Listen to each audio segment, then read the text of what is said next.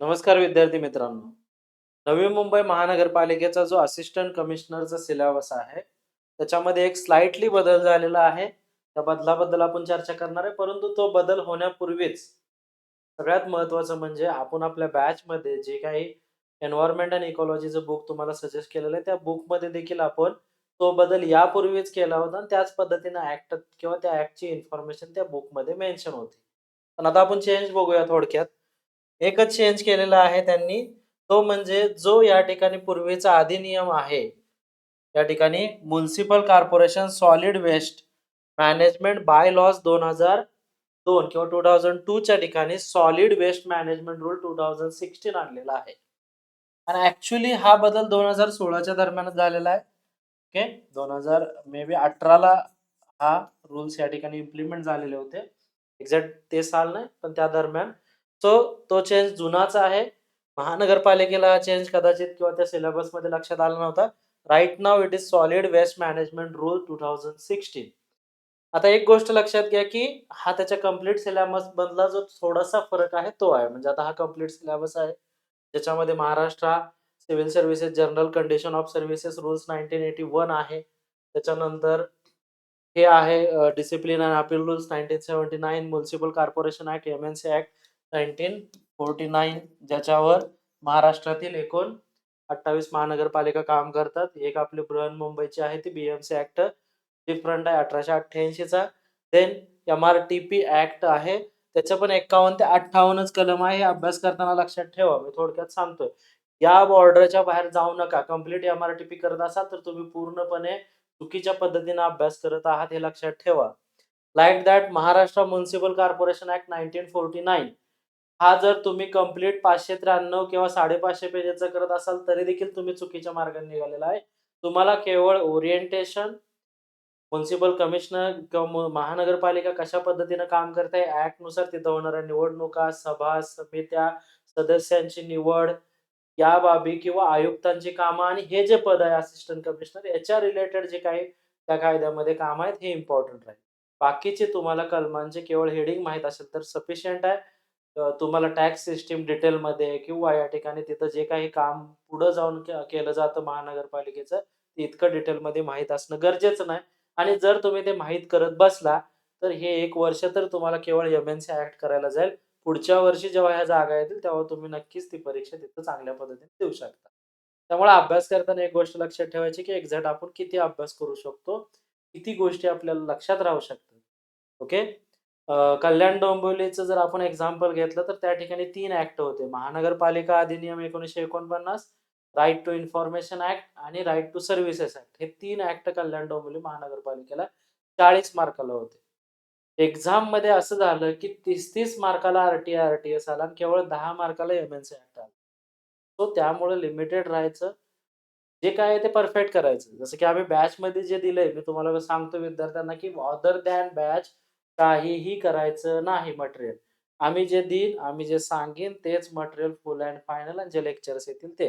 तर त्याच लिमिटमध्ये राहायचं. Like schemes implemented by the urban development of the central and Maharashtra government. जे काही आपल्या अर्बन मिशनच्या किंवा अर्बन डेव्हलपमेंट रिलेटेड ज्या काही स्कीम्स आहेत, त्या आपण सगळ्या या ठिकाणी घेणार आहे. इंडिया एअरबुक म्हणून असतं गव्हर्नमेंट ऑफ इंडियाचं, त्यामध्ये देखील ह्या स्कीम्स मिळतात.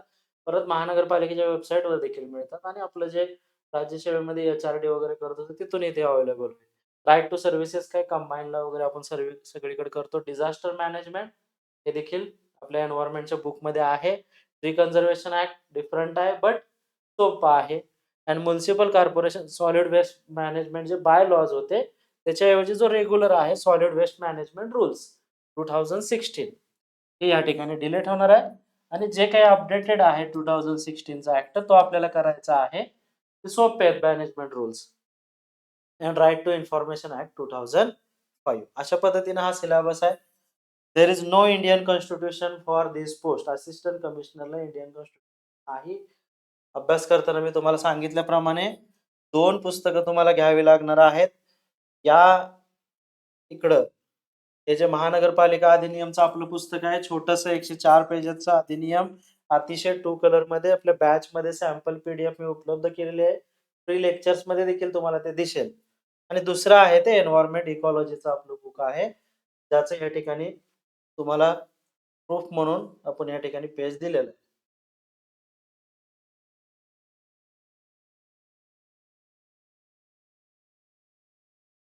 आता या ठिकाणी आपण ऑलरेडी जे आपल्या पुस्तकात आहे त्या ठिकाणचं चेंजेस दाखवला होता. 2016 मध्ये याचं सॉलिड वेस्ट मॅनेजमेंट रूल्स हे नाव झालेलं आहे. आता यात काय बदल झाला मुख्यत्वे, तर जो municipal solid waste management rules होते ते केवळ म्युनिसिपल एरियाला होते. 2002 चे किंवा 2000 साली ॲक्चुअली ते पास झालते आणि आत्ताचे जे सॉलिड वेस्ट मॅनेजमेंट रूल्स, आता म्युनिसिपल हा शब्द तिथून डिलीट केला. तुम्ही हा बेसिक फरक बदला. बघा, म्युनिसिपल शब्द या ठिकाणी डिलीट झालेला आहे. तुम्हाला या ठिकाणी म्युनिसिपल शब्द दिसणार नाही. नवीन सिलेबसमध्ये पण दिसणार नाही. याचं रिझन आहे, मी या ठिकाणी दिलेलं आहे. नियम कोणाला लागू असतील? हे नियम म्युनिसिपल क्षेत्राच्या बाहेरील क्षेत्राला देखील आता लागू करण्यात आलेले आहेत. म्हणून तिथून आपण महानगरपालिका किंवा म्युनिसिपल हा शब्द डिलीट केलेला आहे. त्या ठिकाणी कुणाकुणाला लागू असेल ते शहरी समूह, अर्बन एग्लोमरेशन, जनगणना शहर ज्याला सेन्सस टाउन्स म्हणतात. आपल्या सेन्सस टाउनच्या ह्याच्यानुसार जी डेफिनेशन आहे, घनता वगैरे 3 क्रायटेरिया आहेत. 400 ची घनता वगैरे ते आपण बघूया. अधिसूचित औद्योगिक टाउनशिप, ओके. त्यानंतर भारतीय रेल्वेच्या ताब्यातील जे काही क्षेत्र असतील, एअरपोर्ट असेल, पोर्ट्स असतील, डिफेन्सच्या रिलेटेड जे संस्था असतील किंवा संरक्षण आस्थापना असतील, सेज आहे, स्पेशल इकॉनॉमिक झोन, राज्य व केंद्र शासकीय संस्था असतील, तीर्थक्षेत्राची ठिकाणे, हेरिटेज साइट्स आपण म्हणू शकतो, धार्मिक व ऐतिहासिक महत्त्वाची ठिकाणे इत्यादींनाही लागू होतील. कारण हे आता यांना काय दिलेलं आहे, आपण अर्बन टाइपमध्ये स्टेटस दिलेलं आहे for development of those area. जसं की धार्मिक आणि ऐतिहासिक शहरांसाठी हृदय स्कीम आहे. ओके, हृदय हेरिटेज डेव्हलपमेंट स्कीम म्हणून आहे. हृदय त्याचा शॉर्टकट आहे, ते याच्यासाठीच आहे. तर अशा पद्धतीनं तर हे बदल झाल्यामुळं म्युनिसिपल हा वर्ड काढून त्या ठिकाणी सॉलिड वेस्ट मॅनेजमेंट रूल्स 2016 केलेला आहे. बाकी मग इन डिटेल आपण बघूयाच त्याच्यामध्ये. तर अशा पद्धतीनं तुम्हाला हे अभ्यास करायचा आहे.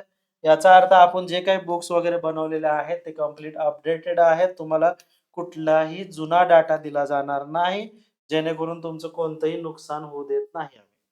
आपलं ते बॅच वगैरे तुम्ही फ्री लेक्चर्स बघू शकता. ॲप डाउनलोड करून Rukmini academy Pune free lectures बघितल्यानंतर तुम्हाला जर योग्य वाटले तर तुम्ही परचेस करा. ओके.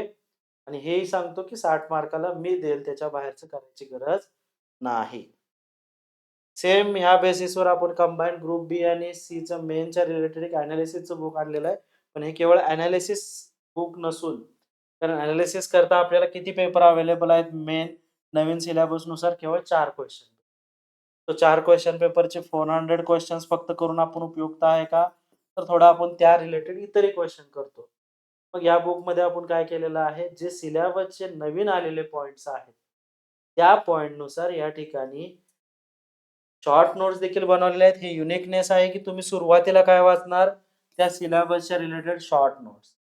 देन त्या सिलेबसवर आलेले कंबाईन्ड ग्रुप बी आणि सीचा नवीन आत्ता पेपर जे 4 आलेले आहेत त्यांचं पीवायक्यू एनालिसिस. नंतर तो जो सिलेबस आहे, त्या सिलेबसच्या रिलेटेड राज्यसेवा मुख्य असतील, कंबाईन्ड प्री असेल, राज्यसेवा प्री असेल किंवा पूर्वीची कंबाईन्ड मेन जी असेल तिच्यातले सिलेबस रिलेटेड केवळ क्वेश्चन आपण घेतले. काही पुस्तकं जे मार्केटमध्ये त्याच्यामध्ये सिलेबस रिलेटेड क्वेश्चन नाहीयेत. 2012 पर्यंतचे एस-टी-आय, ए-एस-ओ सगळ्याचे क्वेश्चन घेतले. आता मला सांगा, पूर्वीच्या ए-एस-ओमध्ये निवडणुका हा टॉपिक होता. मग आता निवडणुका टॉपिक करण्यात काय अर्थ आहे का? तर नाही. मग काही पुस्तकांमध्ये तुम्हाला ते ॲज इट इज दिसेल. निवडणूक सुधारणा, निवडणुका, delimitation commission. So it is an waste of the time. अतिशय क्रुशियल जो टाईम असतो आपला मुख्यचा, तो जर आपण बिनकामाचा सिलेबस रिलेटेड नसलेले जर प्रश्न सोडवत बसलो आणि त्या प्रश्न चुकल्यानंतर परत आपण ते टॉपिक वाचणार, ते देखील तुमचे अननेसेसरी एफर्ट आहे. पॉलिटीला तुम्हाला सिलेबस मेन्शन आहे. त्या सिलेबसच्या बॉर्डरच्या बाहेर तुम्हाला जायचं नाही. लाइक दॅट इकॉनॉमिक्सला त्या ठिकाणी टॉपिक्स मेन्शन आहेत. समग्र लक्ष्य अर्थशास्त्र असेल किंवा आंतरराष्ट्रीय भांडवल असेल, निर्यात, आयात निर्यात असेल, असे पर्टिक्युलर टॉपिक मेन्शन आहेत. सार्वजनिक वित्त, त्या टॉपिकच्या बाहेर तुम्हाला जायचं नाही. जो विद्यार्थी सिलेबस सोडून बाहेर गेला, की तो कॉम्पिटिशनमधून बाहेर गेला हे लक्षात ठेवा.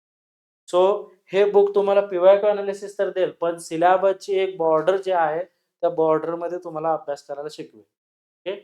त्यामुळं जे मेन्सला आहेत त्यांनी असिस्टंट कमिशनरच्या बाबतीत नियोजन तुमचं आणि कंबाईन मेन्सलाही जर तुम्ही असाल तर दोन्हीचं नियोजन असं करा, की तुम्ही केवळ 60 मार्कासाठी जे काही आपल्या बॅचमध्ये लेक्चर्स होतील, ज्या काही नोट्स असतील त्याच्याकरता डेली 2 ते 3 तास द्या. उरलेला वेळ तुमचा पूर्णपणे कंबाईन ग्रुप बी आणि सीवर फोकस करा. कारण तिथूनच तुम्ही मराठी, इंग्रजी, जी-एस या बाबी करणार आहे, जे की तुम्हाला 40 मार्काच्या एरियामध्ये उपयुक्त ठरेल.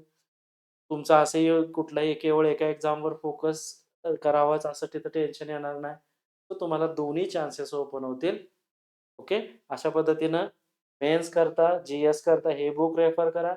असिस्टंट कमिशनरच्या 60 मार्काला आपली बॅच रेफर करा. त्याच्या रिलेटेड असलेले बुक रेफर करा.